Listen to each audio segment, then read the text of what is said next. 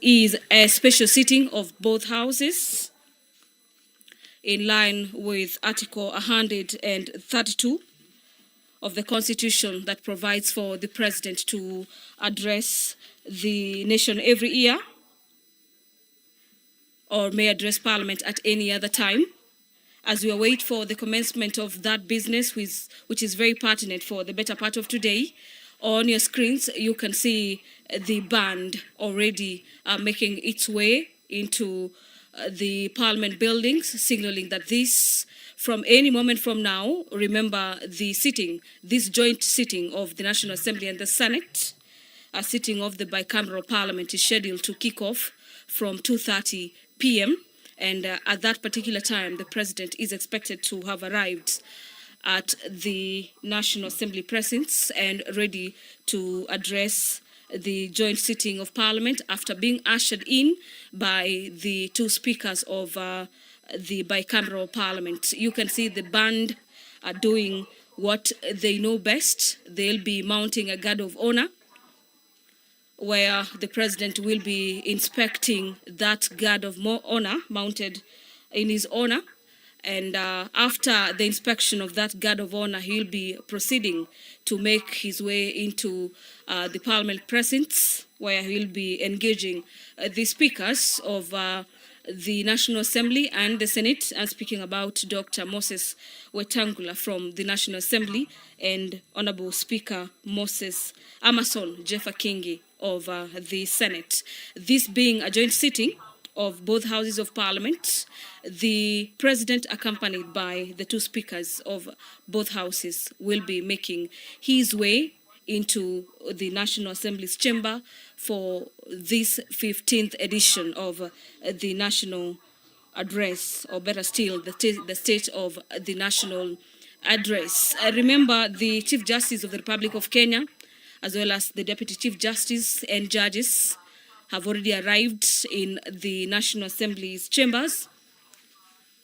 A number of cabinet secretaries have already made their way into the chambers this afternoon. They include the CS for Health, Honorable Mutahi Kagwe, the CS for Treasury, the CS for Trade, among other cabinet secretaries who have already made their way into Parliament buildings and in the National Assembly chambers, ready for that State of the Nation Address. Our dear viewers, remember this State of the Nation Address is pursuant to Article 132, subsection 1B of the Constitution that provides that the President shall address a special sitting of Parliament once a year and may address Parliament at any given time. Article 132, subsection 1C of the Constitution further provides that the President shall, among others, every once a year, report in an address to the nation all the measures being taken to ensure that the progress of the nation is being achieved in the realization of the national values referred to in Article 10 of the Constitution. And upon looking at Article 10 of the Constitution, our dear viewers, these national values, we are speaking about matters to do with patriotism, national unity, sharing, devolution of power, the rule of law, democracy, participation of the people, matters to spearhead human dignity, equity, social justice, inclusiveness, equality, human rights, non-discrimination, and protection of the marginalized, issues of good governance, integrity, transparency, and accountability. On your screens, the Deputy President of the Republic of Kenya, Professor Kithure Kindiki, has arrived. He is already being received by the DCI boss, the Inspector General of Police, as well as a host of the top security bosses in the country. And the arrival of the Deputy President of the Republic of Kenya indicates that any moment from now, we'll be expecting the President to make his way into the chamber. Remember this joint sitting is set to commence at 2:30 p.m. with the inspection of the guard of honor, which takes precedence before the president makes his awaited 15th, or this is the 15th rather. A number of presidents have made their State of the Nation address before President William Ruto. His first one was last year, and this will be his second State of the Nation address, the third, so to speak, a State of the Nation address by President William Ruto. And our dear viewers, the public service values also fall under these values of national unity. And let's now have a look at these values, the public service values that fall under national values and principles of good governance.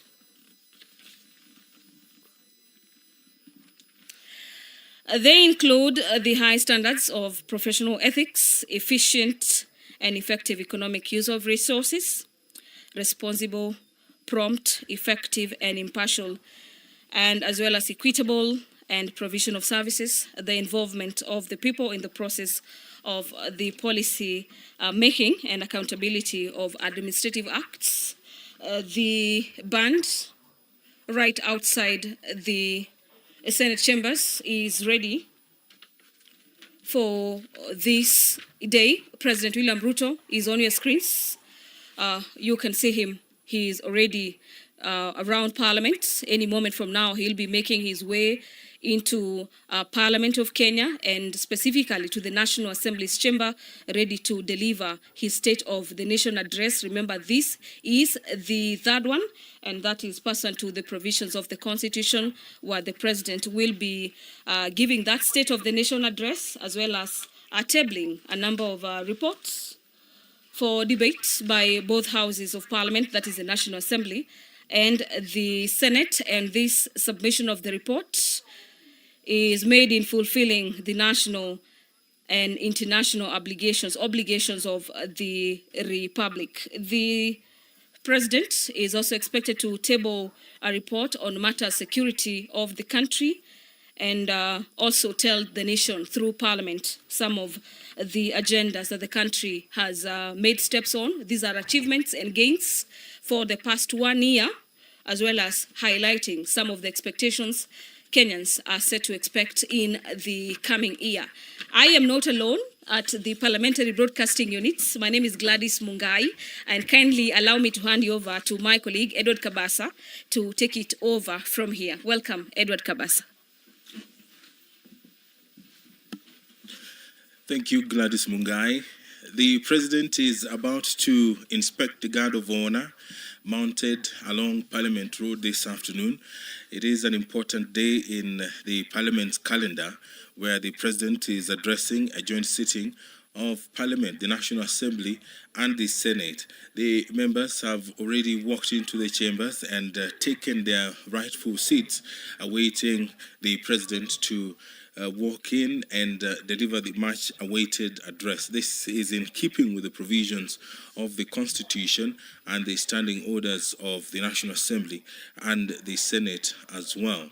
This important occasion has been witnessed since Kenya attained its independence. There on your screen is the First Lady of the Republic of Kenya, Rachel Ruto, who is walking into the Parliament buildings to join up with other dignitaries who have also made their way to Parliament. This afternoon, there are a number of foreign missions which are represented in this program. And earlier we did see the Deputy President of the Republic of Kenya, Professor Kithure Kindiki, also made his way into the Parliament buildings. The President, after inspecting the Guard of Honor, he will be ushered into the buildings by the speakers of Parliament. There on your screen, the Speaker of the National Assembly, Moses Masika Wetangula, will be the first one to greet the President, and then followed by the Speaker of the Senate, Amason Jeffwa Kingi, and then the dignitaries who have lined up along the entrance of Parliament. They are using the usual entrance, that is the Senate entrance into the Parliament of Kenya. And the President, after saying hello to the senators, on your screen there is Senator Ledama of Narok County, and there is Senator Stewart Madzayo as well. They are waiting for the President to get into the gate there. He has now left the Parliament Road, and he has walked into the gates of Parliament, and any moment now he will appear in your screens, and that will kickstart the process that Kenyans are awaiting this afternoon.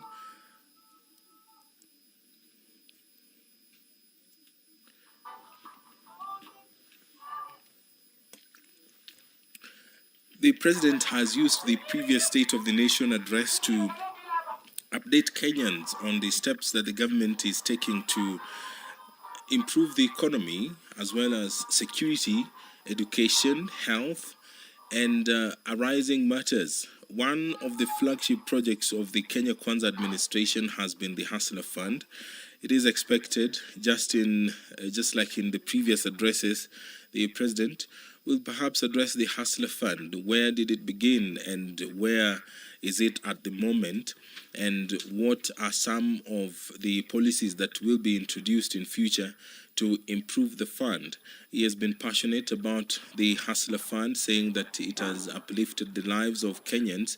And recently, the government launched the Nyota program, and perhaps this might form also part of the address that the President will be issuing this afternoon. There is a lot to talk about, considering the fact that Kenya is also at the forefront in fighting for a cleaner and greener planet, and that might also feature in the President's speech this afternoon. He has there on your screen is saying hello to the Deputy Speaker of the National Assembly. There is the leader of the majority party in the National Assembly, followed by the leader of the majority party in the Senate, followed by the leader of the minority party in the Senate and in the National Assembly, the Senator for Narok County, Senator Ledama Olekina, there on your screen saying hello to the President. And that is the majority whip, and the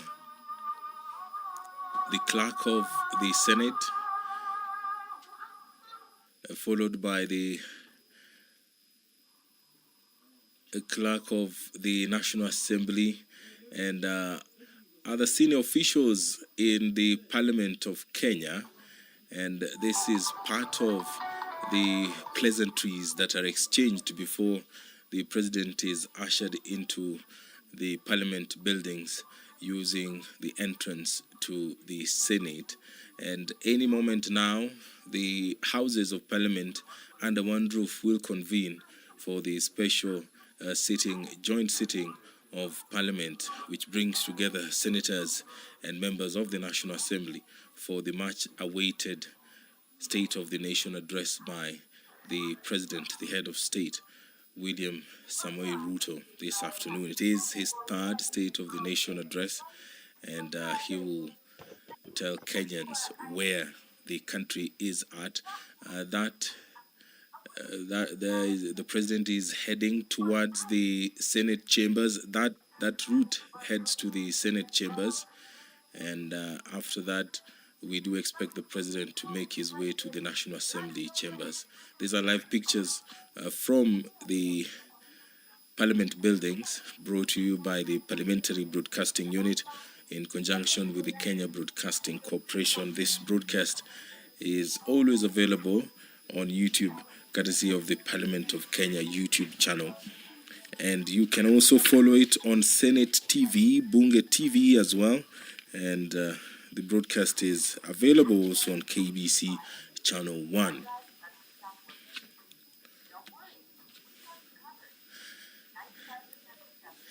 That's the main corridor that is leading to the National Assembly chambers. On your screen there is the members' lounge, And just behind the camera is the main highway that is leading to the National Assembly chambers.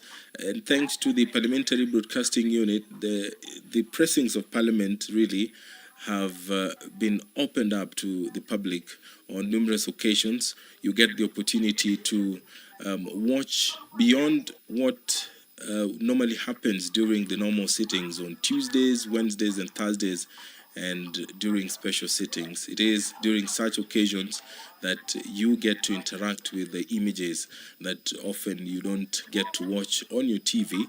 And on a day such as this, when the president will be addressing the Republic, then you get the opportunity to view at least pictures from various sections of Parliament. On your screen, the members are familiarizing. In a couple of minutes, they will each take their seats. It is a huge assembly that is able to accommodate all the members of the assembly and the members of the Senate. And it happens once in a while, at least twice in a year. Such sittings have become a norm, especially in the present day Kenya, where the president gathers the members of parliament and updates them on the steps that have been taken to address matters, progress that has been achieved in the realization of the national values, and also he gets to submit a report for debate to the National Assembly on the progress made in fulfilling the international obligations of the Republic.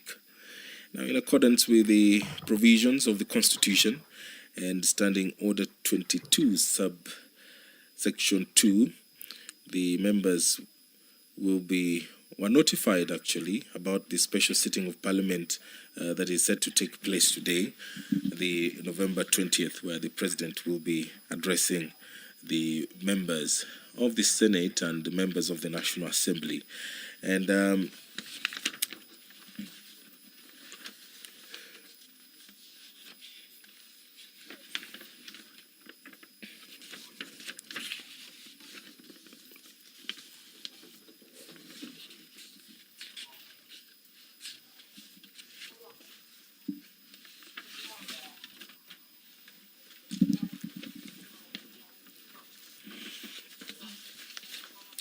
just a quick recap of the procedure that will be taking place this afternoon. The prayer will be said by the Speaker of the Senate and followed by convocation by the Speaker of the Senate and the Speaker of the National Assembly. And the Speaker of the National Assembly will invite His Excellency the President to make his address, and then the State of the Nation address will begin by the Excellency President William Ruto. And after, there will be an adjournment. The Speaker of the Senate will begin, and thereafter, the Speaker of the National Assembly will follow suit. The guests that have been invited for this important occasion are the former speakers, the Chief Justice as well, and the judges have also been invited to come attend this State of the Nation address by the President. And the Governor of Nairobi County, where the Parliament of Kenya sits, has also been invited to come take part in this important occasion that we do expect to get underway in a matter of minutes. Just a reminder, the President has already arrived in Parliament, and any moment now he will be walking into the chambers, and that will signal the beginning of this important part of the Parliament calendar, where the head of state will be addressing Kenyans this afternoon.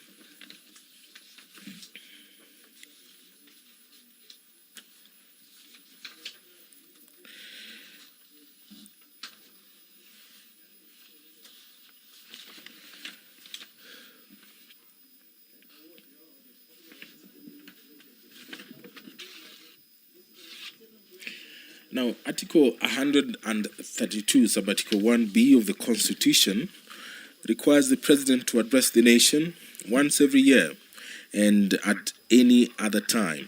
Further, Article 132, Sub-Article 1C of the Constitution requires the President to, once every year, report in an address to the nation on the measures taken and progress achieved in the realization of Kenya's national values. Additionally, Article 132, Sub-Article 1C, Part 3 of the Constitution provides that the President shall submit a report for debate to the National Assembly on the progress made in fulfilling the international obligations of the Republic.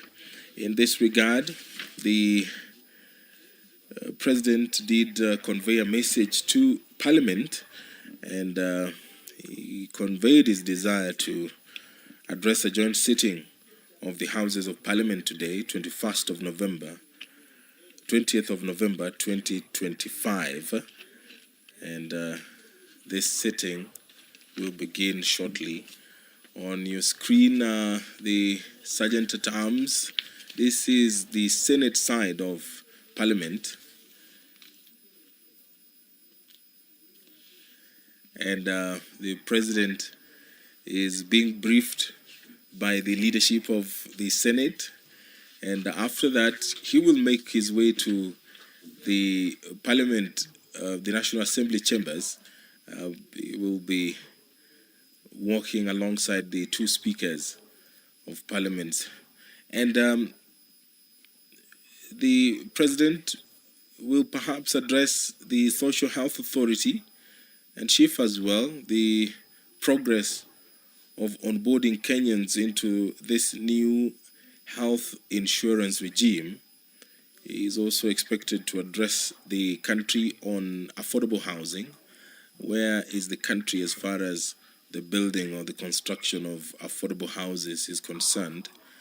The education sector will also form part of the address this afternoon, as well as the state of infrastructure, agriculture as well, and issues to do with security. Are Kenyan borders safe? The President will be appraising Kenyans on those issues as well this afternoon. There are the leadership of both the National Assembly and the Senate. There is on your screen a signal that the President perhaps is on his way to the National Assembly chambers. The Deputy President, Professor Kithure Kindiki, he has left the Senate chambers and is now being directed to the Speaker's Gallery, where he will be taking his seat. The leadership, both the minority and the majority, are walking into the chambers of the National Assembly that is now within your view, and we do expect that any moment now. And there on your screen are the maces, the National Assembly mace on your right and the Senate mace on your left. They will be leading the way, followed by the speakers and the President.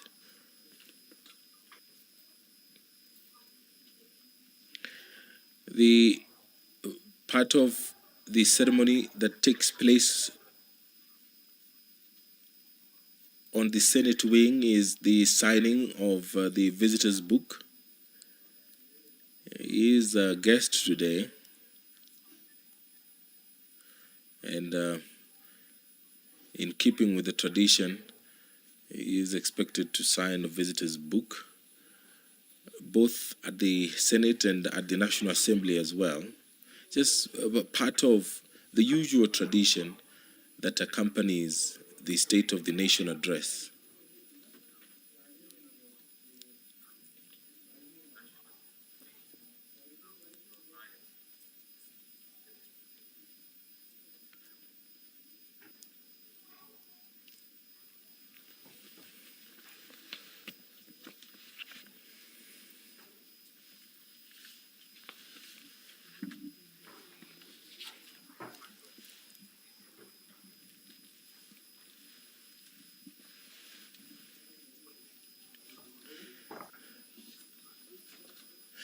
In keeping with the campaign promise, the head of state has used the State of the Nation address to update Kenyans on the Kenya Kwanza flagship projects. One of them, the affordable housing and the Hustler Fund, they have featured prominently in his previous speeches to Parliament. And what is the status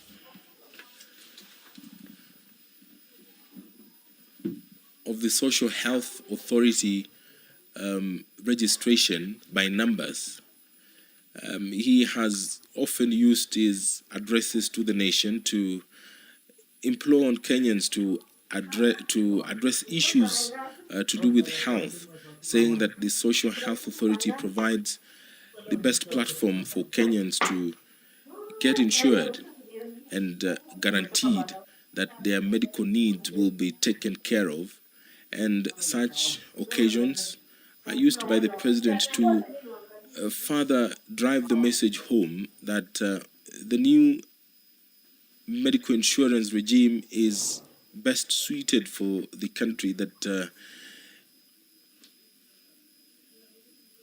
it is better than the previous one. He has on numerous occasions encouraged Kenyans that the Social Health Authority is the best mechanism yet to achieving that desired health status in the country. Now, in his previous address, he did encourage Kenyans to register en masse so that they can enjoy the benefits of the Social Health Authority. And just there on your screen, just the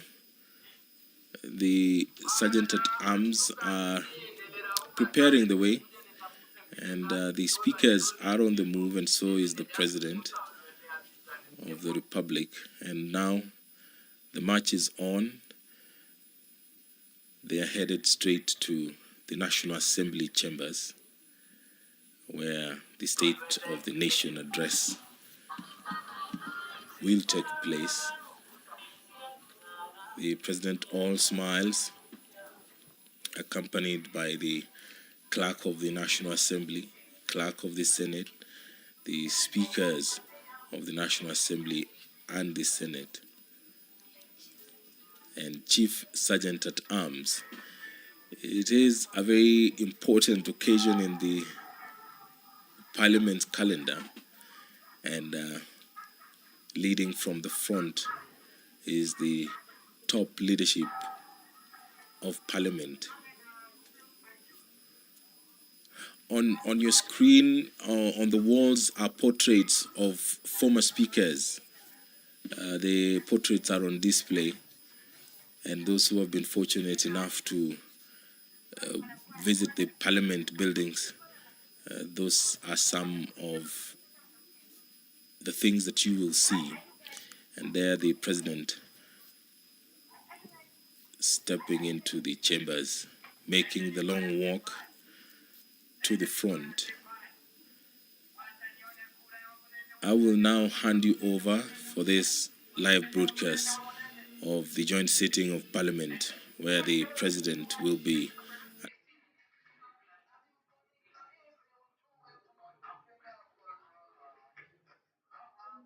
with the Kenya Broadcasting Corporation. My name is Edward Kabasa. On behalf of my colleague Gladys Mungai, enjoy your viewing.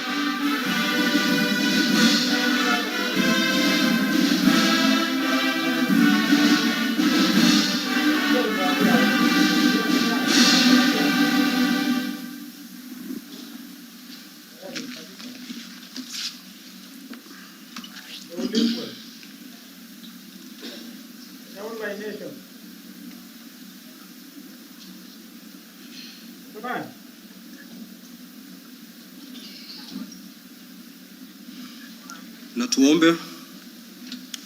Ewe Mwenyezi Mungu, twakusihi ututazame kwa neema nyingi na baraka, sisi watumishi wako ambao umeridhika kutuita kwa nyadhifa za uongozi katika jamhuri hii yetu.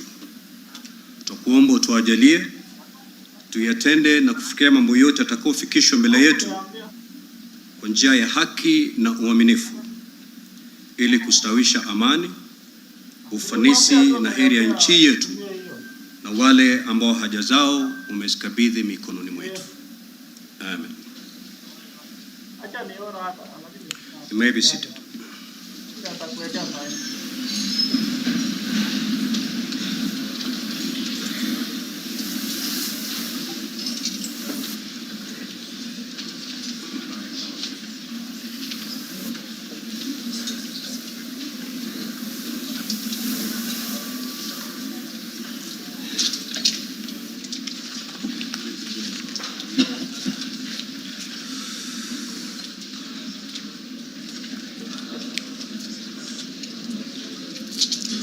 Order, Honorable Senators.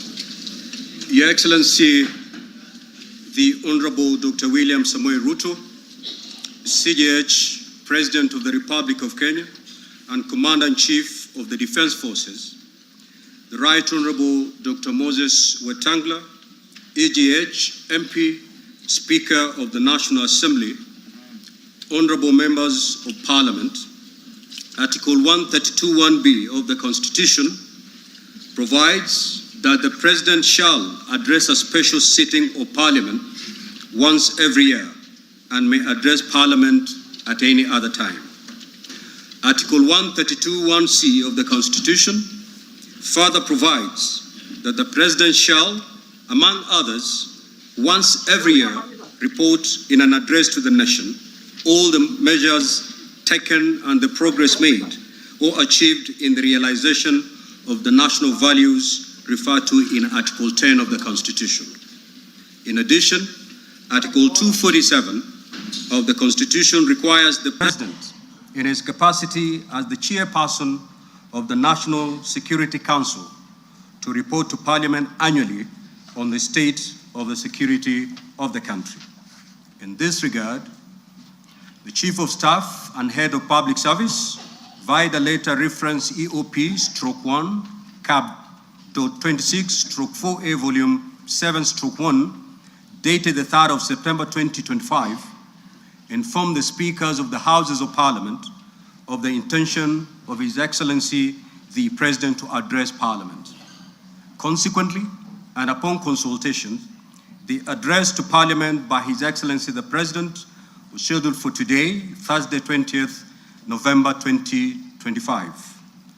Pursuant to Standing Order 25(2) of the Senate Standing Orders, I notify honorable senators of the place, date, and time of today's special sitting via Gazette Notice number 16/518, which was published in a special issue of the Kenya Gazette on Wednesday, 12th of November 2025. Further, together with the Right Honorable Speaker of the National Assembly, we notified all members of Parliament and the general public of today's special sitting via notices placed in the Daily Nation and the Standard newspapers of Wednesday, 12th November 2025.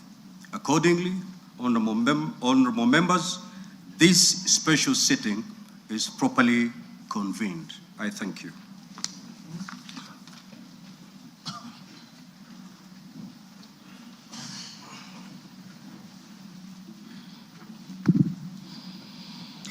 Your Excellency, Honorable Dr. William Samoei Ruto, CGH, President of the Republic of Kenya and Commander-in-Chief of the Kenya Defense Forces, the Right Honorable Amason Kingi, EGH MP, Honorable Speaker of the Senate, Honorable Members of Parliament, members of the Diplomatic Corps, distinguished guests, ladies and gentlemen. Article 1321B of the Constitution requires the President to address the nation once every year and at any other time.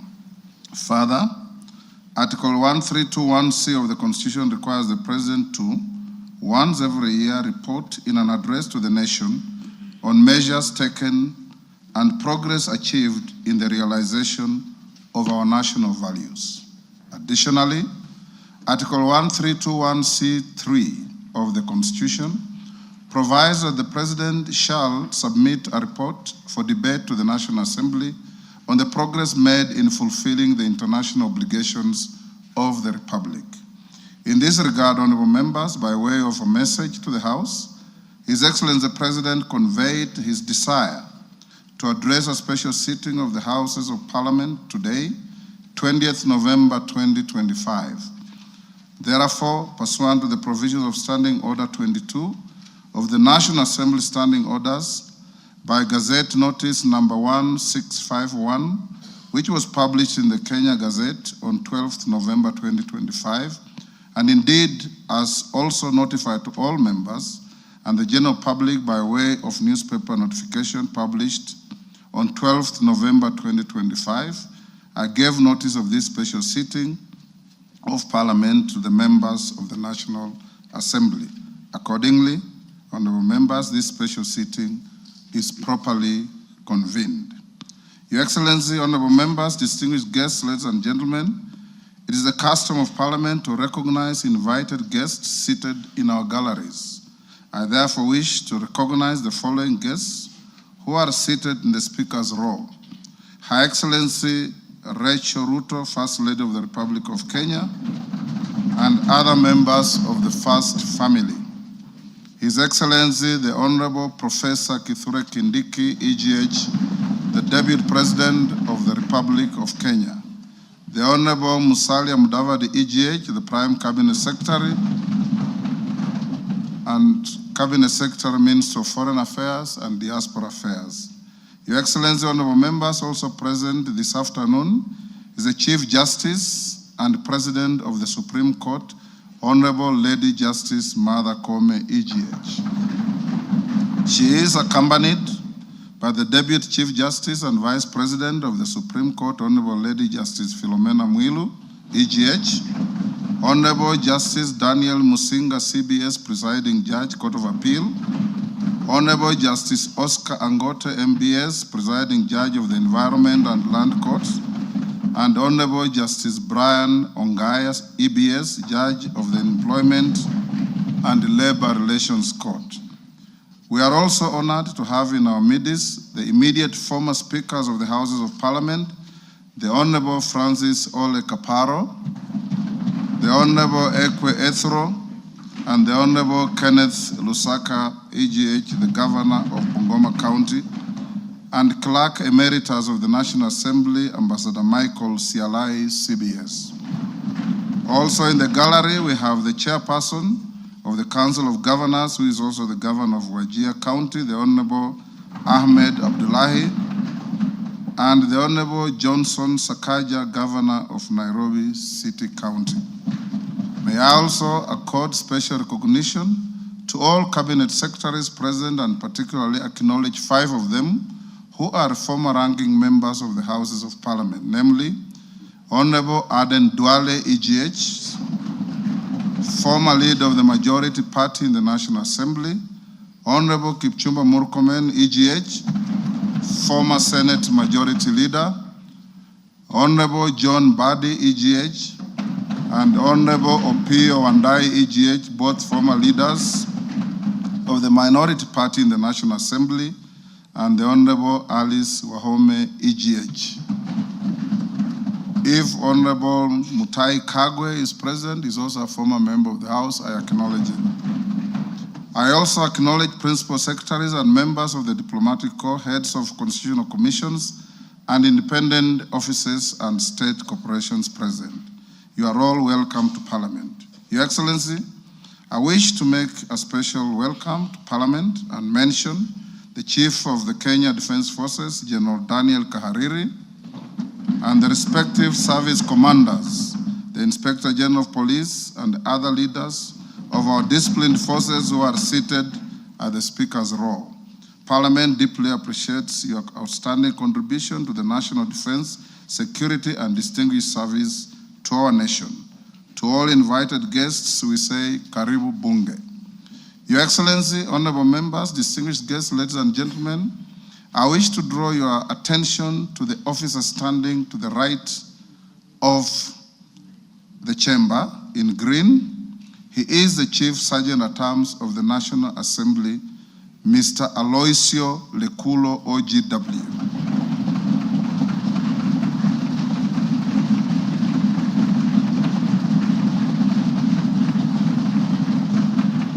Your Excellency, this special mention of this gallant son of Kenya is for the reason that he comes from the smallest community in our nation, the El Molo community, a community which, according to our last census, numbers just about 500.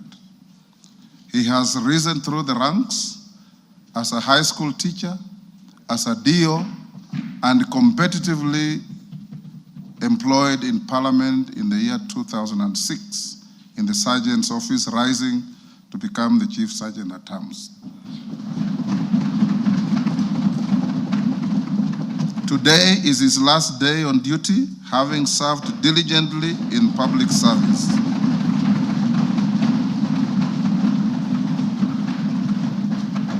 The National Assembly had a special session where we paid tribute to him, and we thank him for the distinguished service he has rendered to the nation and wish him well.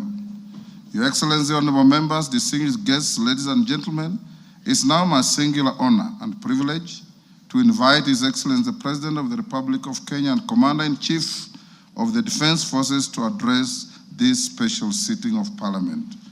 Your Excellency, you're most welcome.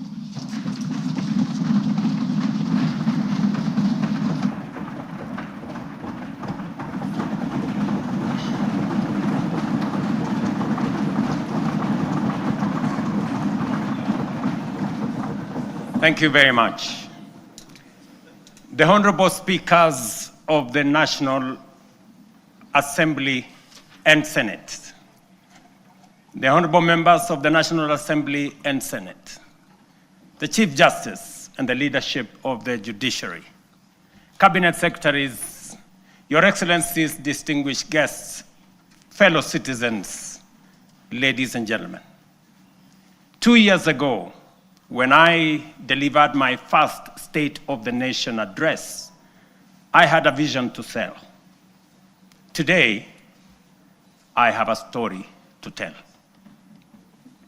A story written not in the quiet offices or the comfort of boardrooms, but out in the blazing sun of our farms, in the dust of construction sites where our affordable homes now rise, and in the grit of our community health workers, doctors, medical professionals who refuse to surrender in the quest for universal health coverage. It is written in the steady hum of our factories, in the determination of millions daring to dream and finance their vision through the Hustler Fund, in the courage of our young people working on housing sites, in the Climate Works program, in the digital ecosystem, and in the bravery of those who, looking beyond our borders, have sought livelihoods abroad to sustain families back home. A story of sacrifice, a story of sweat, a story of progress that has not come easy. It is a story you can see in the numbers, feel in the homes, and trace in the lives transformed across our republic. A story whose facts are available for all to examine, except perhaps for the cynical who have no facts. Today, the evidence is clear, evidence of promises made and promises kept. In just 3 years, we have built not monuments of words, but foundations of progress. And yet, even with these achievements, I am convinced that this is only but the beginning. Mr. Speaker, honorable members, as I prepared this address, I reflected deeply on the long road we have traveled as a nation. 62 years shaped by struggle, sacrifice, hardship, triumph, and milestones that have affirmed our spirit. From that reflection came one undeniable truth. We have made commendable progress, but Kenya still punches way below its true weight. This nation has the talent, the resources, and the spirit not just to improve, but to leap and to make the transition from a developing country to a developed one within our lifetime. That is why I speak today with full conviction that history has summoned this generation, our generation, at such a time as this, to a higher purpose. Some eras are shaped by events. Others are defined by the decisions a nation makes.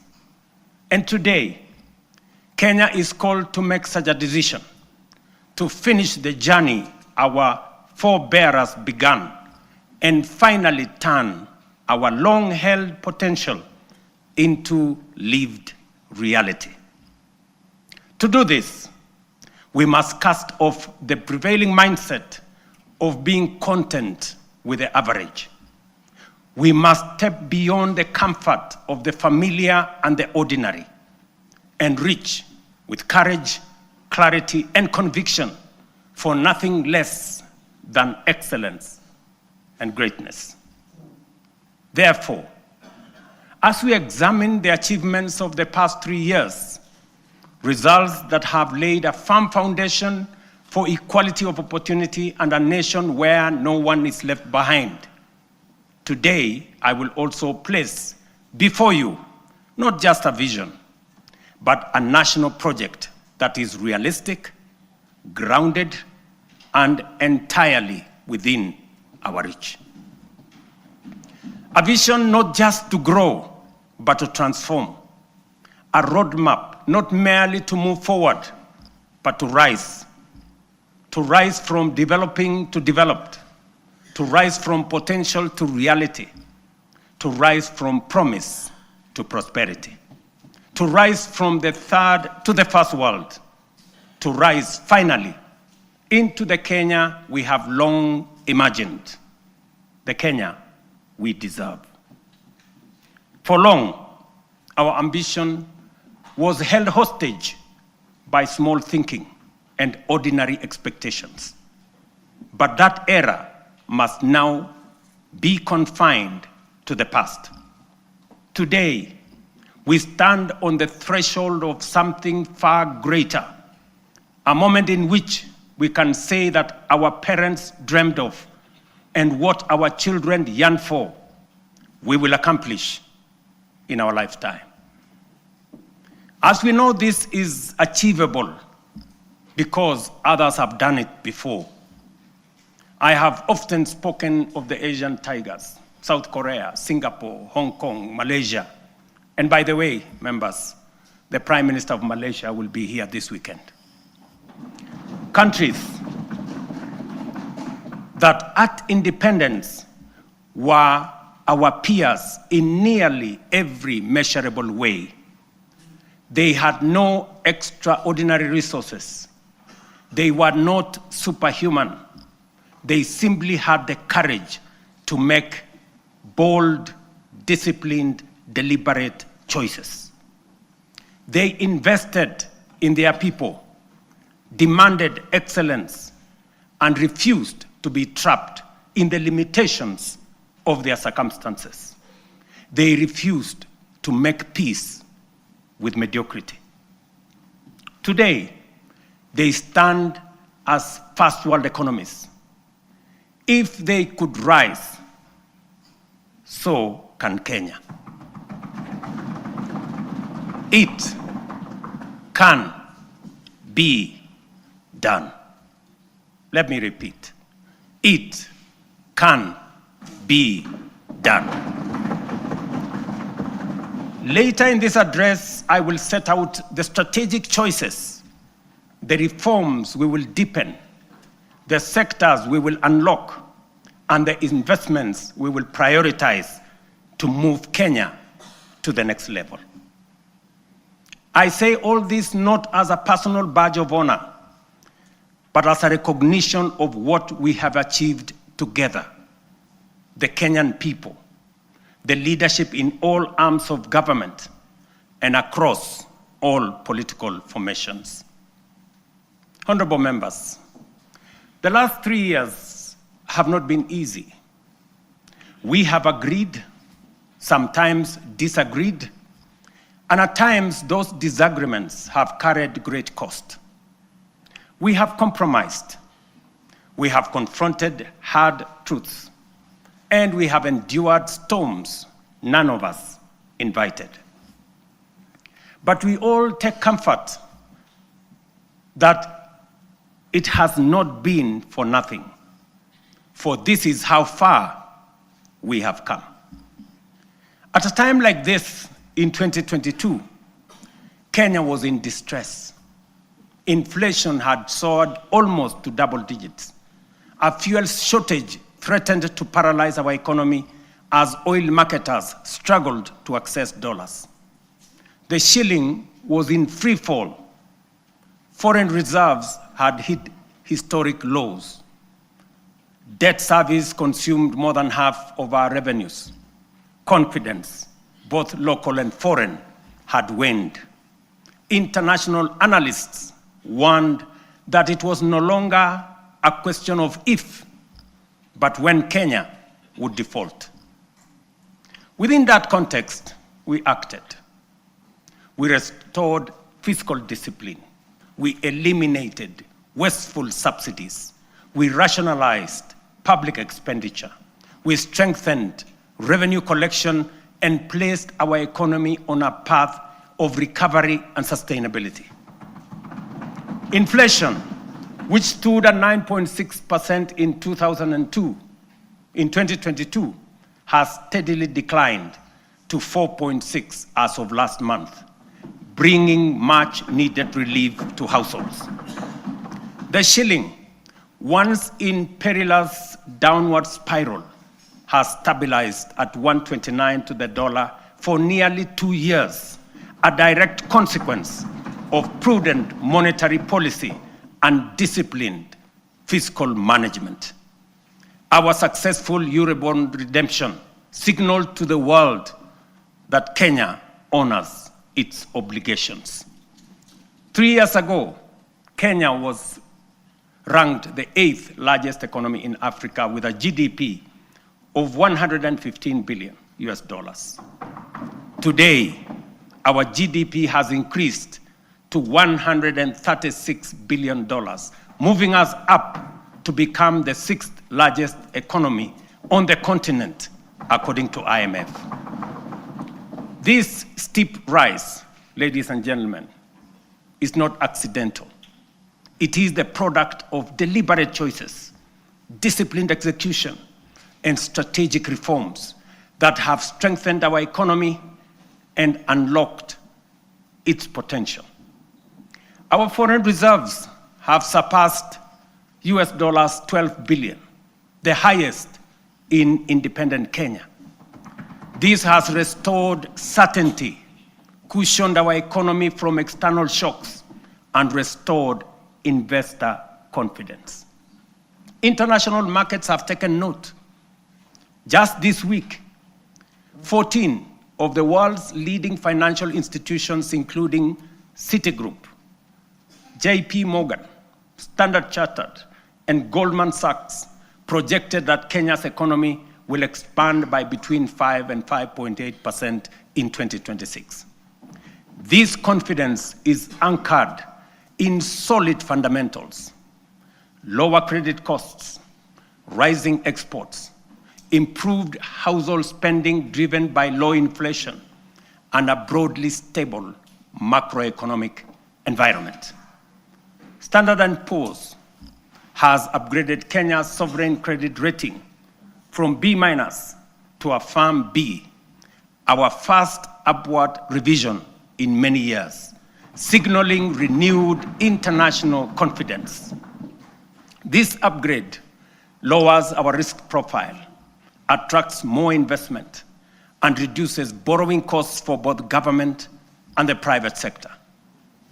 Fellow citizens, our foreign direct investment has more than tripled from US $463, or about 60 billion shillings in 2021, to US $1.5 billion, almost 195 billion Kenya shillings in 2024.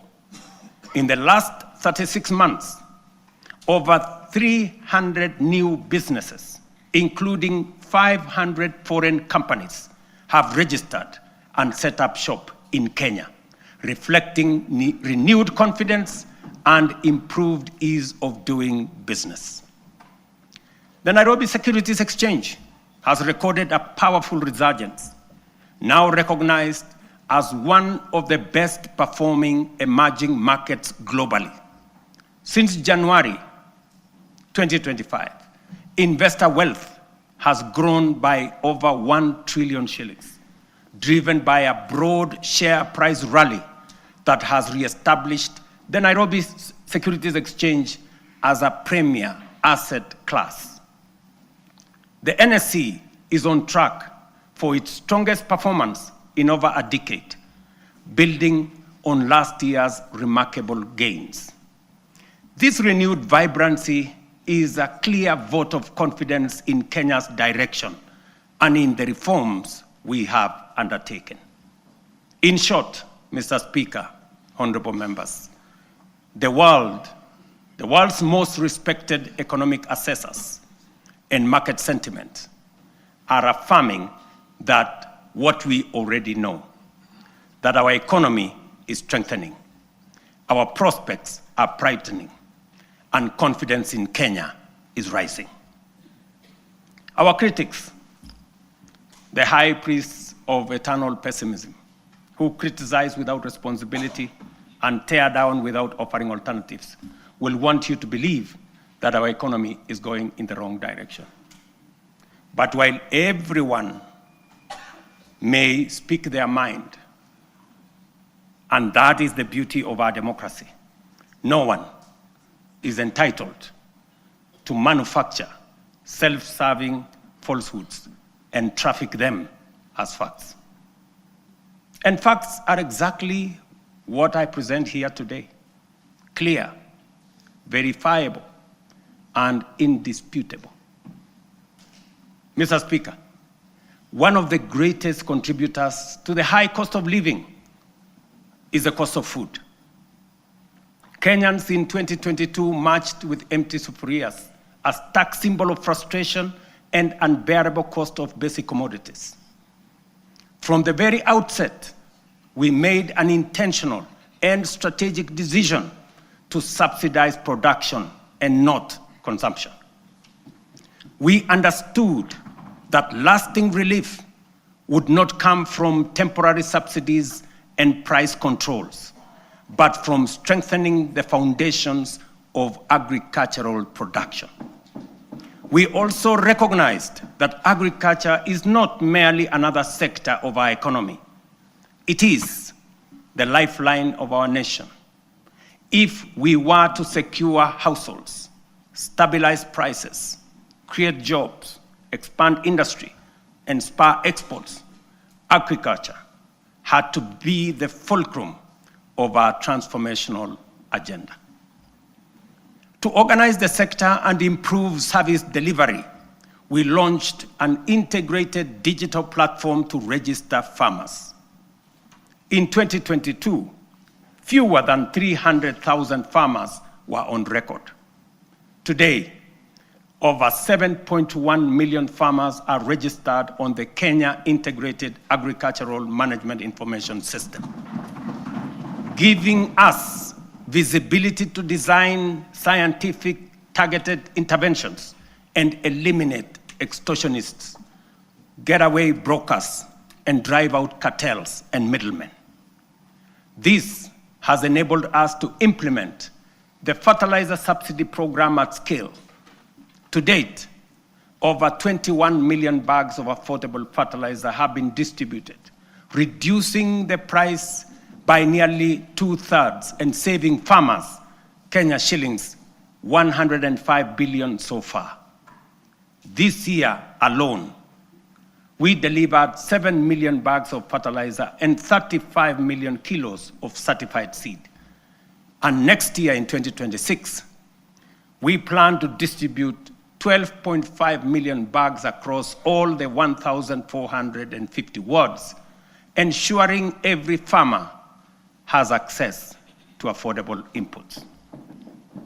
The impact has been phenomenal. Productivity in all our agricultural sectors has gone up.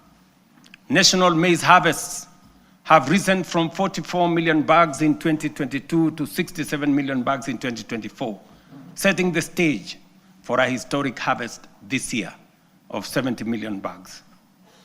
The results are visible in markets and homes. The price of a 2-kilogram packet of flour has fallen from what it was 250 in 2022 to as low as 130 today. For millions of households, this is meaningful daily relief. The transformation across our value chains is equally compelling. Tea production has grown, with earnings rising from Kenya shillings 138 billion in 2022 to Kenya shillings 215 billion in 2024, a 56% increase.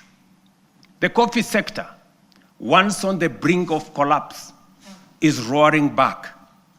Nearly 50,000 seedlings have been distributed. Earnings have risen from an average of Kenya shillings 70 per kilo to now between 120 and 150 shillings per kilo. We are on track to increase exports from 48,000 metric tons to 60,000 metric tons this year, and projected to reach 150 million tons in 3 years' time. Edible oils acreage under production expanded by 90% between 2022 and April 2025, cutting the edible oil import bill by 17 billion in 1 year. By 2027, we aim to halve this bill, saving Kenya nearly 60 billion in foreign exchange. Cotton production has nearly tripled. Cashew nut yields have grown following the distribution of 900,000 seedlings, and so has coconut output after the provision of 1 million seedlings. The sugar sector, long troubled, is now stabilizing. Area under cane is up by 200,000 acres. Production has surged 76% to over 815,000 metric tons. Imports are down 70%. To secure this process, we have leased Nzoia, Mohoroni, Soni, and Chemelil factories to to competent private sector operators. Our livestock value chain is rising. Leather exports are up 56% to Kenya shillings 2.5 billion. Local shoe production now exceeds 11 million pairs, and meat exports have grown 45% to 12.5 billion. In dairy, milk production has surged to 5.3 billion liters, while exports have nearly doubled to 9.4 billion.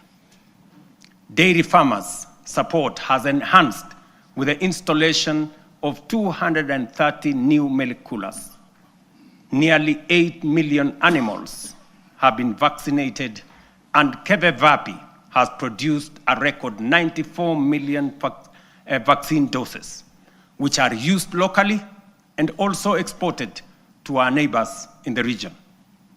We have reduced the cost of sex semen from 8,000 shillings per dose to 1,000 for our dairy farmers.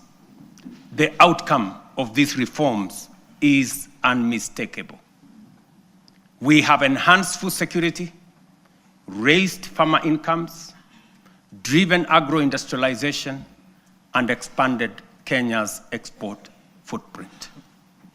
This is the transformation we promised, now unfolding across our nation, fulfilling the national values and principles of governance, particularly sustainable development, as required under Article 10 of our Constitution. It is in accordance with this constitutional duty that I report to this House today.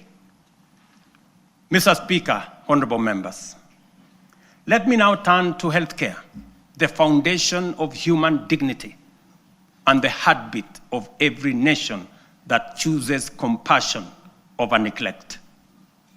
Over the last 3 years, we have undertaken the most ambitious transformation of health systems since independence. Reforms rooted in equity, powered by innovation, and guided by a simple conviction that every Kenyan, wherever they live and whatever their means, deserves equal care. 27 million Kenyans are now registered in SHA, more than triple the number ever reached by the former NHIF. This is a demonstration that leaving no one behind was and is not a slogan. It is a promise on course to fulfillment.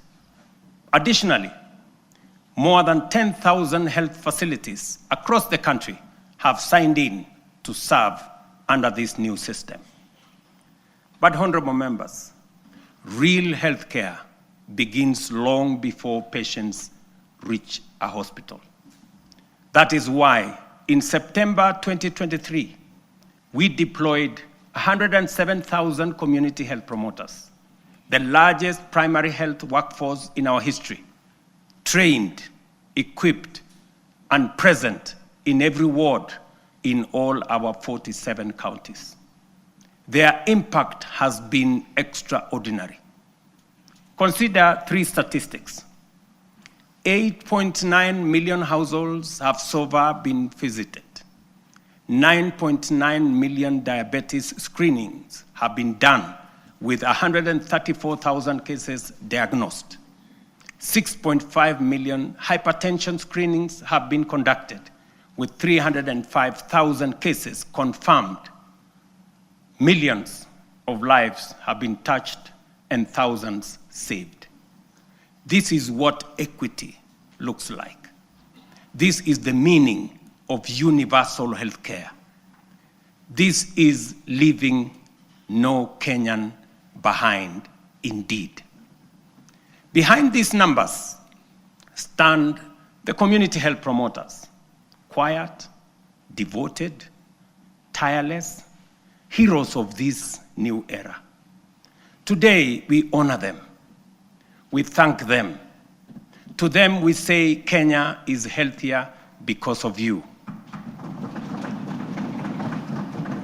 Mr. Speaker, when I promised that those unable to pay would be supported by government under UHC, The cynics scoffed as usual. Today, we are paying premiums for 2.3 million vulnerable Kenyans, including orphans, widows, the elderly, and those without income, because for them, healthcare is not a privilege. And I must commend members of this august House who have stepped in to support vulnerable families in this gesture. We are also modernizing hospital equipment through the National Equipment Service Project, replacing the old MES model that burdened counties with heavy upfront costs. Under the new fee-for-service system, private partners install, maintain, and run state-of-the-art equipment, and public facilities pay only when they use them. We have overhauled KEMSA to end the chronic crisis of drug shortages, raising medicine availability from 48% to 68%, and to a projected 90% by the end of this year and 100% by March next year. This is more than healthcare reform. It is a long-deferred promise finally taking shape. A Kenya where every citizen can face tomorrow with confidence, knowing their nation will stand with them in their hour of need. It fulfills our national values of dignity and equity as stated in Article 10 of the Constitution. In the same spirit, the government is strengthening financial protection for Kenyans under cancer treatment. Social Health Authority will enhance the cancer benefits package from the current 550,000 shillings to Kenya shillings 800,000, effective December 1. This enhancement responds to the rising cost of sustained cancer care and ensures that patients can access quality, uninterrupted treatment without facing financial hardship.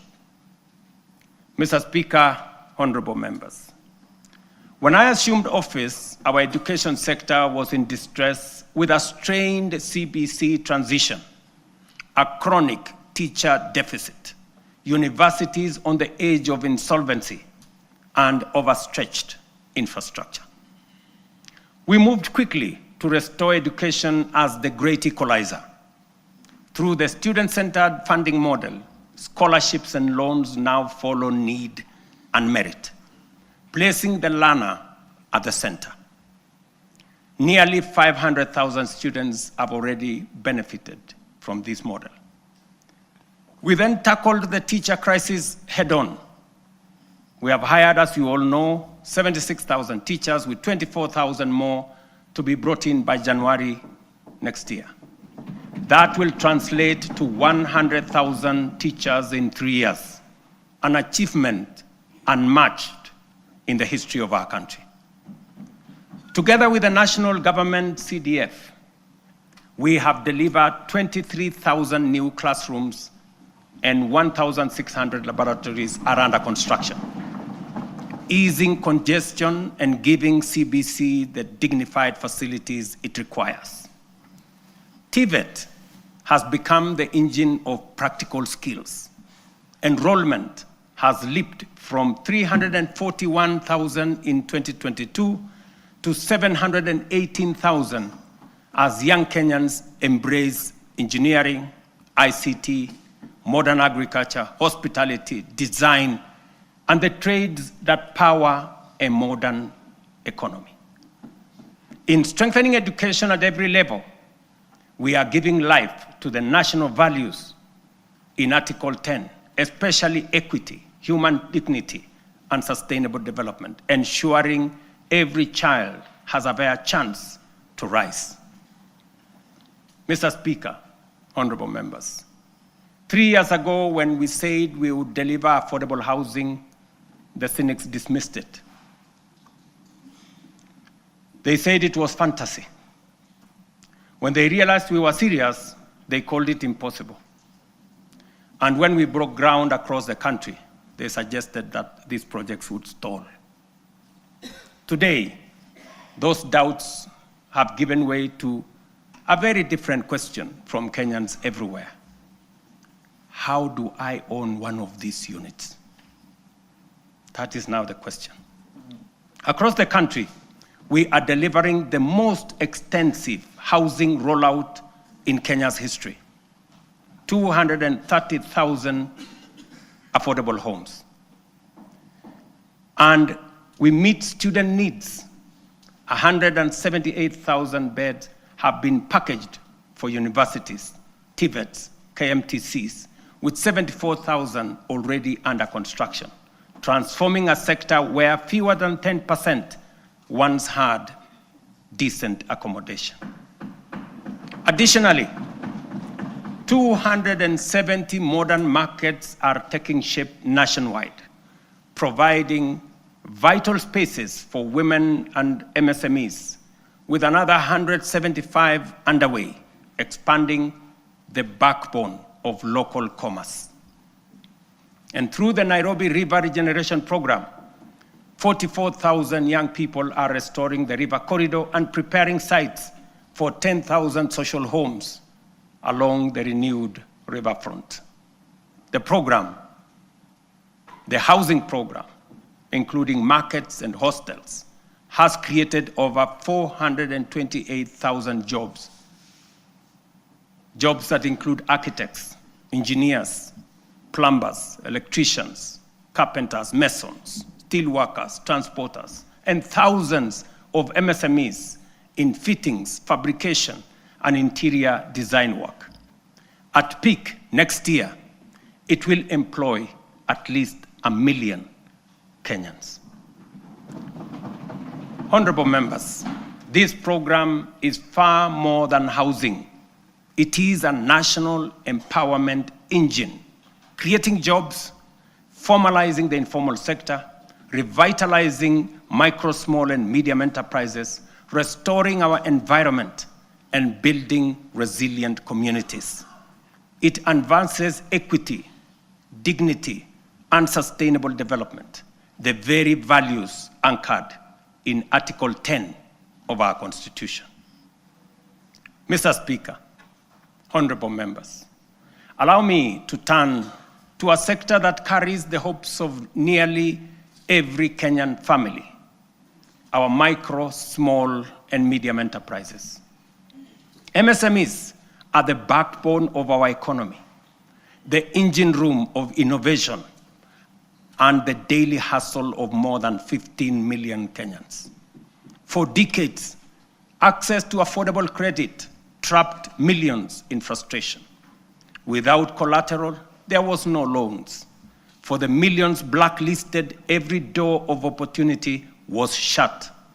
And when banks refused to take a chance, their dreams simply stalled. As promised, we broke that cycle.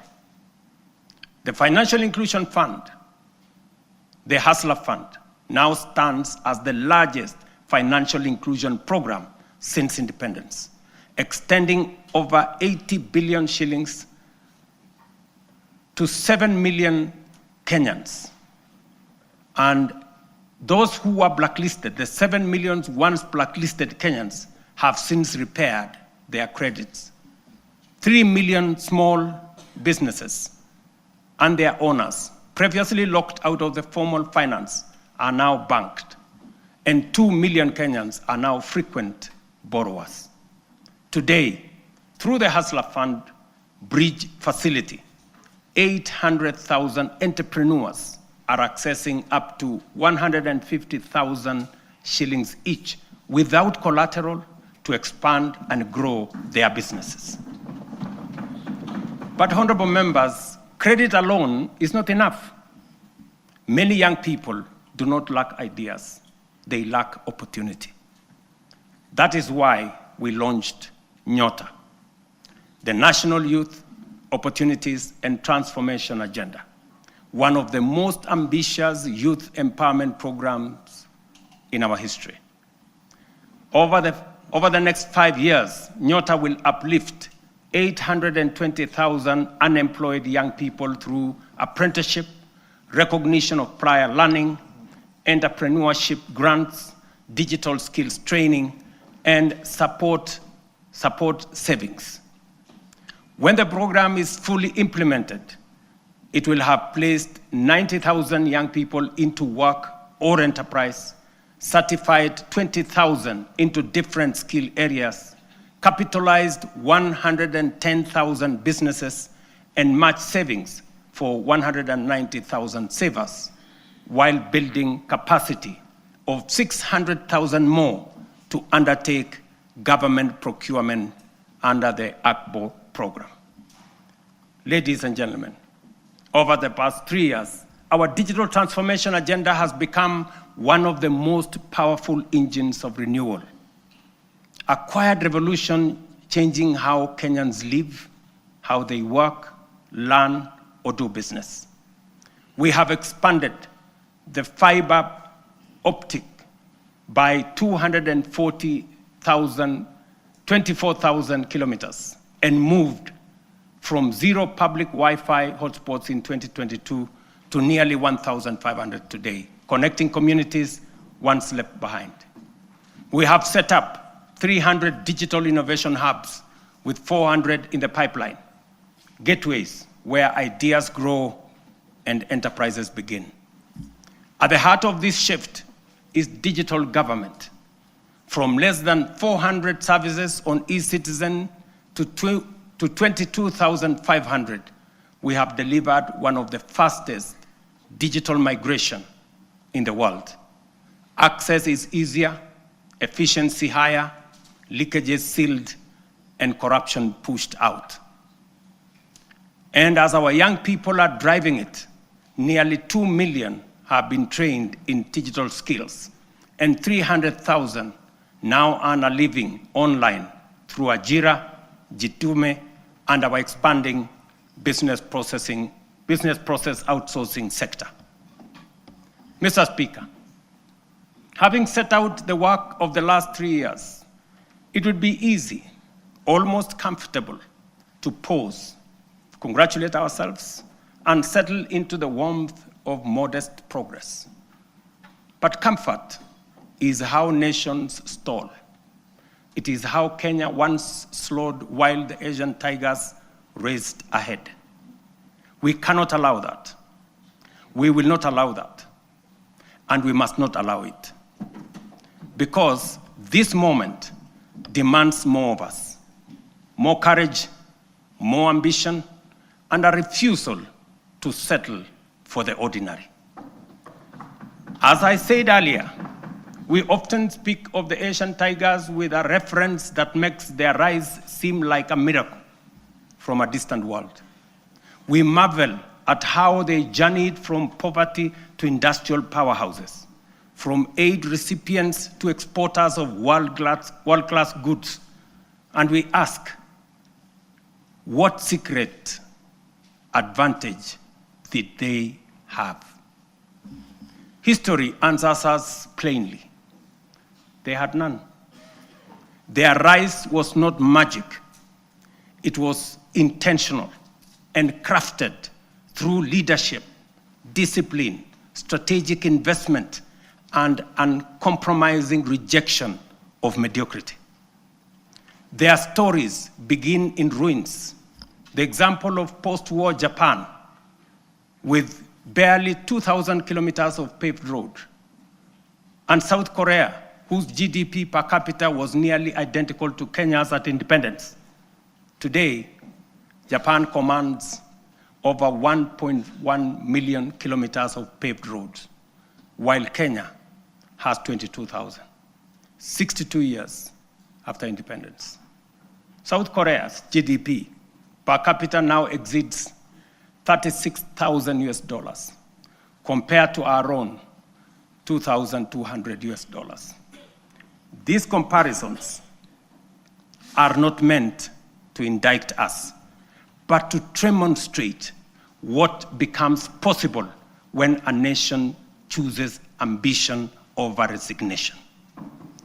From their journeys, clear lessons emerge. These nations set aside small dreams and integrated boldly with global markets. They built first world infrastructure in what was third world environments. They invested obsessively in their people, the engineers, scientists, innovators, and technicians who powered their ascent. They generated electricity from all sources available to power their enterprise, innovation that led to manufacturing, industrialization, and progress. They simplified investment through institutional reforms that allowed capital, technology, and talent to progress without friction. They prioritized production by planning their industries long before those industries emerged. Critically, they nurtured ecosystems of relentless innovation, giving rise to global giants like Samsung, Hyundai, Toyota, and Sony, companies that began modestly and grew to define modern history. The task before us, therefore, is unmistakably clear. If Kenya is to grow at scale, we must raise our ambition. It is for this reason, Mr. Speaker and honorable members, that under my leadership, we are raising the bar of national ambition. And that is why I am today submitting a roadmap to take Kenya to the next level. We are committing to undertake a minimum of 4 major national priorities whose rationale I shall explain. First, we must invest relentlessly in our people, in their education, skills development, scientific training, and innovation capacity. We have already set the foundation through the major reforms in the education sector. We have increased the education budget from 490 billion in 2021 to over 700 billion this year, which has facilitated better infrastructure in our education system, more teachers and trainers, and enhanced funding for our colleges and universities. I have reorganized government departments to establish a dedicated State Department for Science, Research, and Innovation to support the urgent need to scale up STEM courses in our education system, strengthen innovation, promote research, and create a pool of high-level professionals in engineering and science. This structure will also help actualize the 2% research fund needed to make this ambition a reality. We must fund startups and deliberately scale up and commercialize innovation to create new companies. We must actualize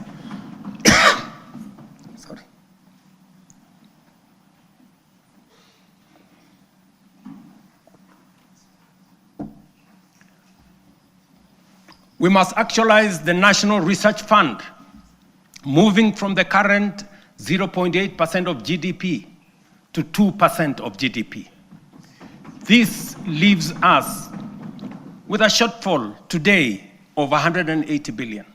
Progressively, we should grow the fund to 1 trillion over the next 10 years. We will mobilize domestic public resources, private investment, venture capital, and other private sector financing to drive this effort, because no nation rises above the abilities of its citizens. Let me repeat that.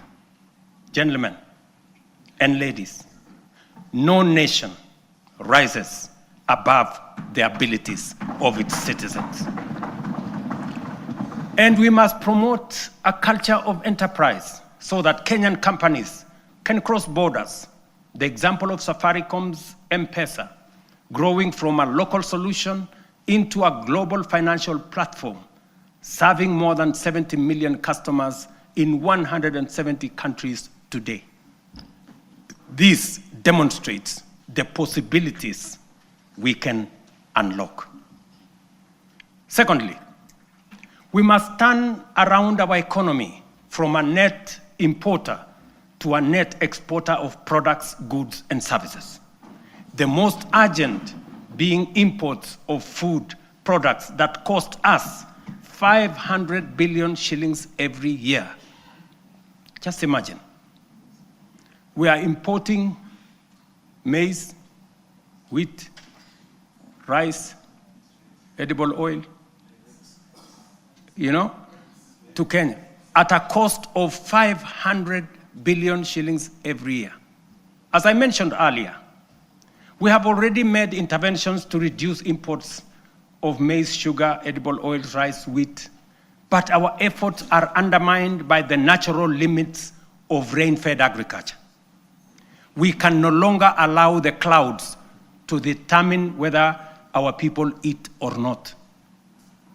We are able to produce enough for domestic consumption and exports. Expanded modern irrigation is now necessity and the only path forward. We are endowed, ladies and gentlemen, honorable members, with arable land, yet we all know only 15% of Kenya can support rain-fed agriculture. And this limited area is what we have relied on to feed the entire nation.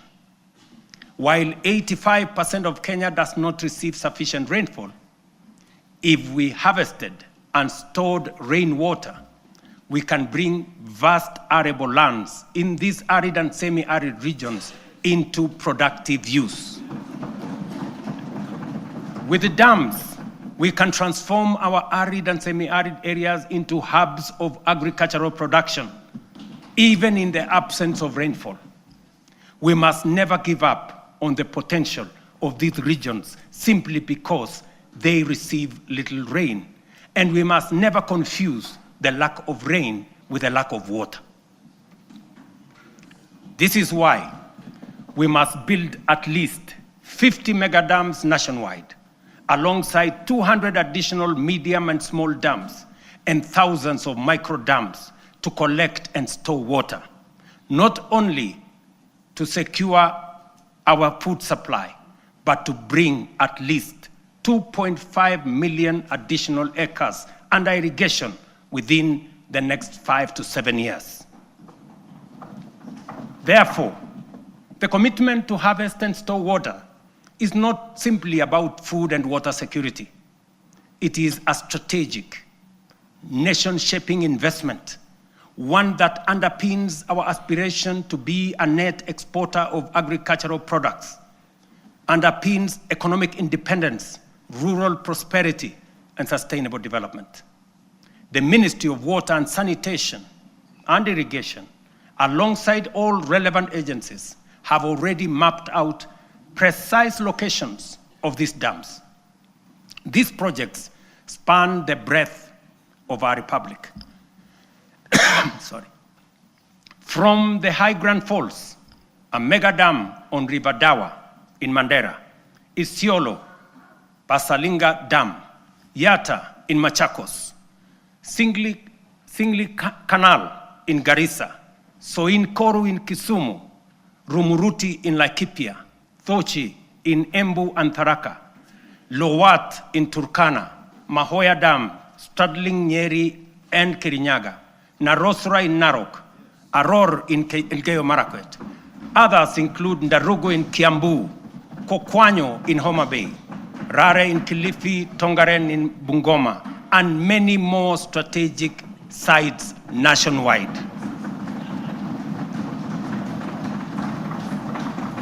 Mr. Speaker, expanded irrigation will also supply the volumes, consistency, and quality of raw materials required for our next economic frontier, which is agro-industrialization. Irrigation will produce the raw materials, and our SEZs, EPZs, and county aggregation and industrial parks will convert them into high-value products for national, regional, and global markets. Honorable members, energy is the lifeblood of any modern economy. No nation has developed without abundant, reliable, and affordable power. This is our third national priority.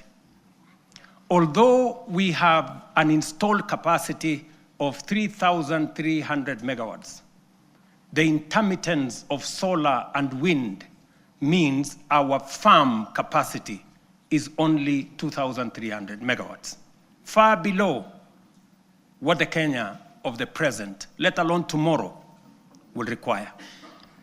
To drive domestic electrification, industrial manufacturing, e-mobility, green industrialization, digital expansion, and a technology-enabled future, we must dramatically expand power generation. Kenya is blessed with diverse, largely underexploited renewable sources, including geothermal, solar, hydro, wind, and nuclear. To undertake large-scale value addition, agro-processing, manufacturing and industrialization, sufficient, affordable, and reliable energy is a top imperative. Modern technologies, such as data centers and artificial intelligence, require large-scale energy supply. To modernize our economy, leverage on technology to create new opportunities, and to turn our agriculture and natural resources into products, manufacturing and industrialization consume many megawatts of energy. As a result, we have to generate an additional 10,000 megawatts in the next 7 years so as to move our country to the next level and undertake the transition necessary for our growth. Our fourth national priority is transport and logistics. As the region's economic and diplomatic hub, home to the United Nations' largest office and only office in the Global South, and the sixth largest economy in Africa, Kenya must maintain world-class seaports, airports, highways, and digital corridors. Efficient transport and logistics are the backbone of our competitiveness. They accelerate national development, connect products to markets, move goods and services, lower the cost of doing business, and will reinforce Kenya as the aviation and commercial capital of East and Central Africa. History teaches us that nations rise on the strength of transport and logistics. Japan's post-war revival, enabled by strategic road expansion, is a clear example. From only 2,000 kilometers of road, they constructed over 1 million kilometers of paved road in 7 decades. We in Kenya, you know, we have only constructed 22,000 kilometers over a relatively similar period. To scale up, ladies and gentlemen, honorable members, our transport and logistics program, the Ministry of Roads and Transport have already mapped out a comprehensive network of 2,500 kilometers of highway for dualing and 28,000 kilometers of road to be tarmacked over the next 10 years. We will onboard private-public partnership in the modernization of Jomo Kenyatta International Airport, Mombasa and Lamu Airport, and sort out the challenges facing Kenya Airways by next year. This work is already in progress. Next week, I will launch the dualing of the 170-kilometer Rironi-Naivasha-Nakuru-Mau Summit Road. On the same day, I will break ground on the dualing of the 58-kilometer Rironi-Mai Mahiu-Naivasha Road. The gridlock that paralyzes these roads every day, especially on weekends and holidays, will soon, by God's grace, be a thing of the past. Additionally, roads earmarked for dualling include Muthaiga Kiambu Ndumberi, Machakos Junction Mariakani, Mau Summit Kericho Kisumu, Kisumu Busia, Mau Summit Eldoret Malaba, Athi River Namanga, Karatina Nanyuki Isiolo, Makutano Embu Meru Maua, Mtwapa Malindi Mombasa, all the way to Lungalunga, Kericho Kisii Migori Isabenia, and Nakuru Nyahururu Karatina, Kisii Oyugis Ahero. The Northern Bypass, James Gishuru Roads, Bomas Karen Gong, and Bomas Ongata Rongai Kiserian, including Gong Isinya and Naivasha to Kikuyu, among many other key corridors nationwide. This infrastructure drive will also include extending the standard gauge railway from Naivasha to Kisumu and eventually to Malaba. And that exercise, ladies and gentlemen, is beginning in January. In just 2 months, we will be beginning that process. Honorable members, estimates indicate that achieving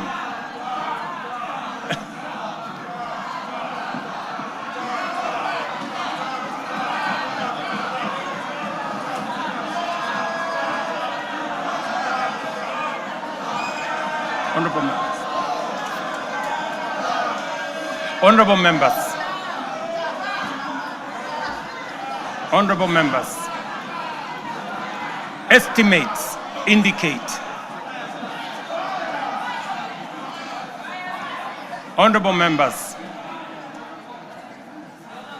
estimates indicate that achieving these 4 priorities will require at least 5 trillion. This is undeniably a large sum. Some may see it as unrealistic, even audacious, for a country like ours. But allow me to recall President John F. Kennedy's words in 1962 as he rallied America to reach the moon. And this is what he said, and I quote, "We choose to go to the moon in this decade and do the other things, not because they are easy, but because they are hard. Because that challenge is one we are willing to accept, one we are unwilling to postpone."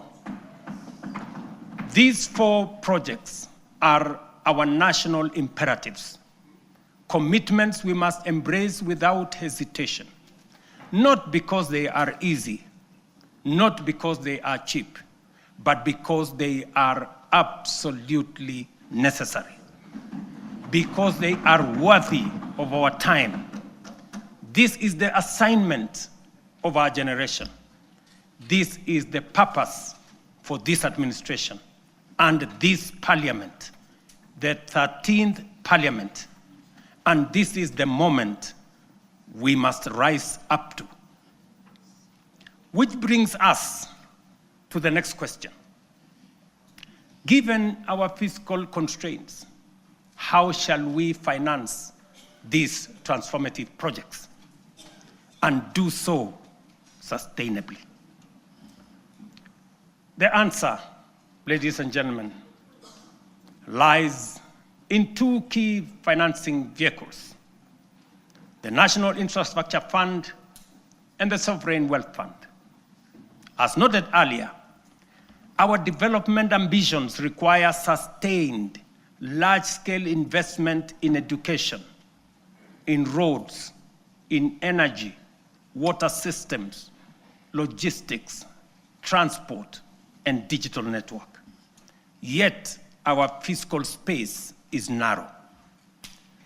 We cannot continue funding essential infrastructure through unsustainable borrowing and burdening taxpayers with additional taxes.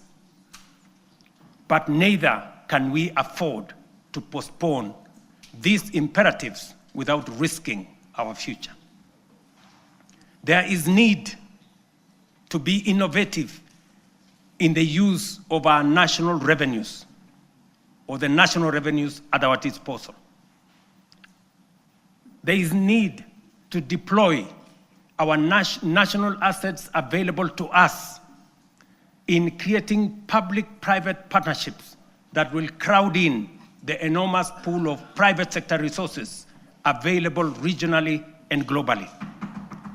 This is why we will establish the National Infrastructure Fund, whose architecture will be underpinned by the reforms in the Government-Owned Enterprises Bill passed by this August House that I will sign into law tomorrow.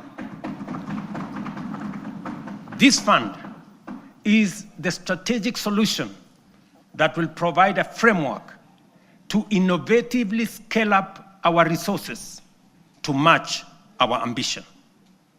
It will fulfill our manifesto commitment to rebuild Kenya's infrastructure while reducing reliance on tax and debt. We will do this by using budgeted resources prudently and introducing a financing architecture that leverages capital markets, diversifies ownership through unlocking of national assets through privatization, and use PPP frameworks to channel private capital into public priorities. For decades, Kenya has privatized major public assets, from Kenya Airways to KenGen, from Kenya Re to Safaricom. Yet, we cannot point to enduring national assets built from privatization proceeds because the funds were absorbed into budgets and spent. The National Infrastructure Fund will break this cycle. All proceeds from privatization will be ring-fenced, preserved, and reinvested into new infrastructure and wealth-creating assets. When ownership shifts to the private sector for efficiency, the benefits to the public will not diminish, they will multiply. For every shilling invested from privatization proceeds, we aim to attract 10 shillings from long-term investors drawn from pension funds, sovereign partners, private equity, and development finance institutions. This multiplier will allow us to build critical infrastructure without adding to tax or debt burden. This model is proven. Australia's Future Fund, Singapore's Temasek, and UAE's Mubadala demonstrate that commercially run public investment funds can grow national wealth and deliver transformative infrastructure. The National Infrastructure Fund is therefore more than a financing tool. It is a generational strategy, preserving value, mobilizing capital, accelerating delivery, and ensuring Kenya becomes stronger, wealthier, and more competitive. Ladies and gentlemen, honorable members, our Constitution under Article 201C stipulates that the burdens and benefits of the use of resources and public borrowing shall be shared equitably between present and future generations. In essence, when we use natural resources or borrow, we must ensure future generations are not left poorer. That is why, alongside the National Infrastructure Fund, we will establish the Sovereign Wealth Fund to give full effect to the constitutional principle of intergenerational equity. a portion of all royalties from natural resources and a portion of proceeds from privatization of national assets will be invested in the fund. This fund will rest on 3 pillars. Number 1, savings, to be invested for the future, as countries like Norway, Kuwait, Saudi Arabia have done with trillion-dollar funds. Number 2, stabilization, a buffer against global shocks, including commodity volatilities, pandemics, and geopolitical disruptions to ensure fiscal stability. And number 3, infrastructure. A carefully managed share will be invested in commercial terms to attract private capital to national projects while growing public wealth. History has already warned us. Along our coast region, titanium deposits have been exploited and depleted. And because we lacked a sovereign wealth framework, future generations will inherit nothing from the resources that we got from titanium. We cannot repeat this mistake. Mr. Speaker, honorable members, that is the scale of our national ambition. This is the blueprint for financing it prudently and responsibly. To shape this vision, I have engaged sincerely with leaders across the political spectrum. I've engaged many members of parliament, many governors, community leaders, and with Kenyans from all walks of life.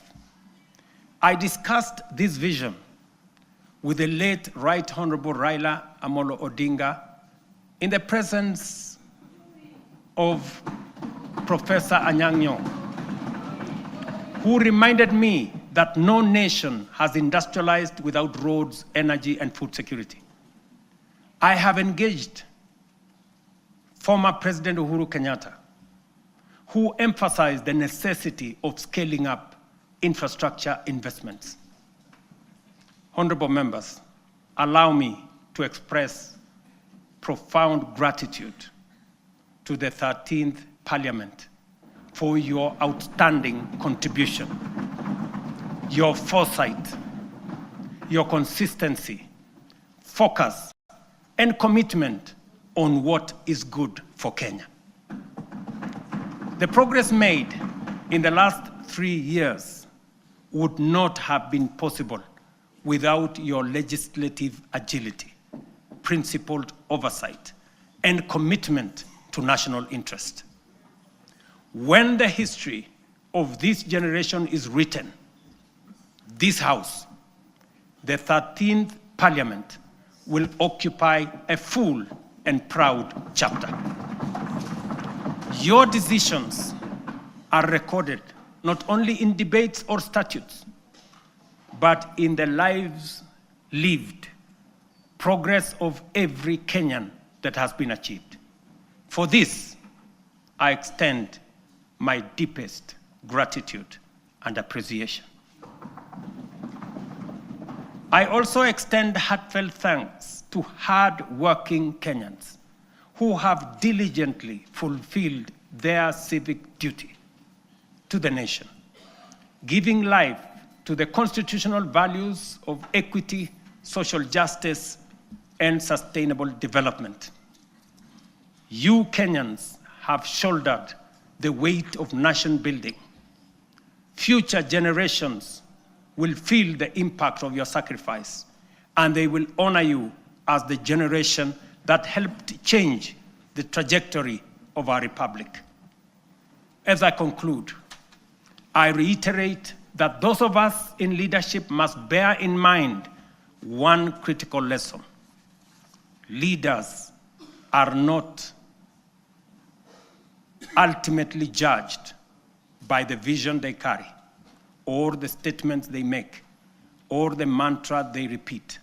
They are judged by the actions they take, the values they generate, the difference they make, and the impact they leave in the lives of the people.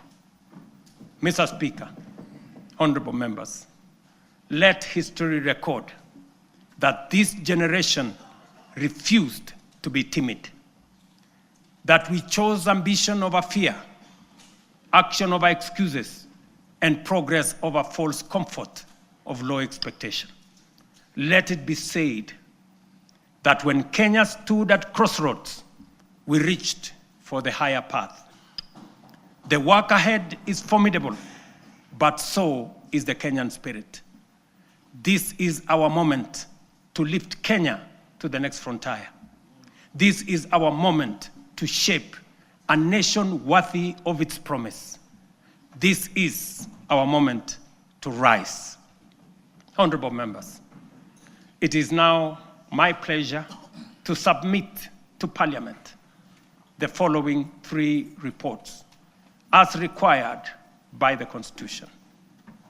Number 1, reports on all measures taken and progress achieved in the realization of the national values as I have espoused. Number 2, report on progress made in fulfilling the international obligations of the Republic. And number 3, the report of the state of security of the country. Now, therefore, I hand over the reports to the Speaker of the Senate and the Speaker of the National Assembly, and I thank you for your attention. God bless you, and God bless our great country, Kenya.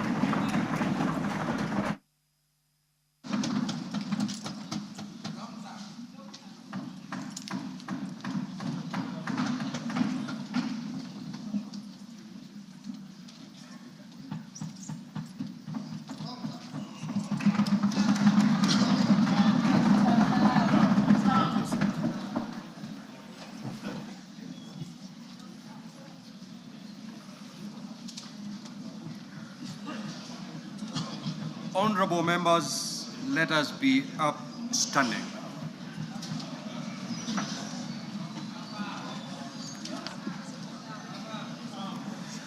Your Excellency the President, the Right Honorable Speaker of the National Assembly, honorable members and distinguished guests, we have now come to the conclusion of the business of the day, and it is now time to adjourn.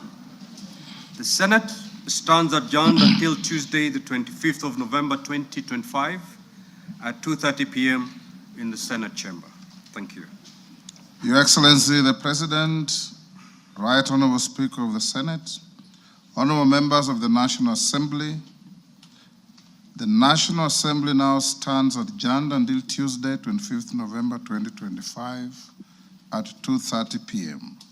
May I take this opportunity to invite all honorable members and our guests to a reception at the Parliament courtyard. May I also request all honorable members and our guests to remain standing in your places until the procession of His Excellency the President and the speakers leave the chamber. I thank you.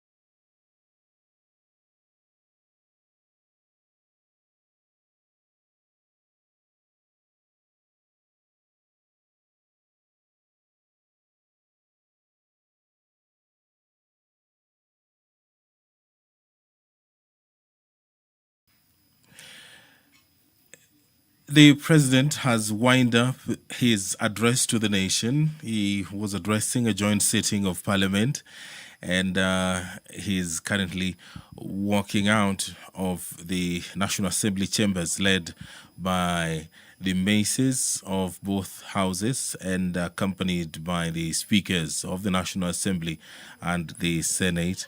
The President has delivered the report on all measures taken and progress achieved in the realization of national values, and also the report on progress made in fulfilling the international obligations of the Republic, and the report on the state of security. The State of the Nation address is in keeping with the provisions of the Constitution and the standing orders of both the National Assembly and the Senate. This broadcast is brought to you by the Parliamentary Broadcasting Unit in conjunction with the Kenya Broadcasting Corporation. And on here, my name is Edward Kabasa. I hope you enjoyed your viewing.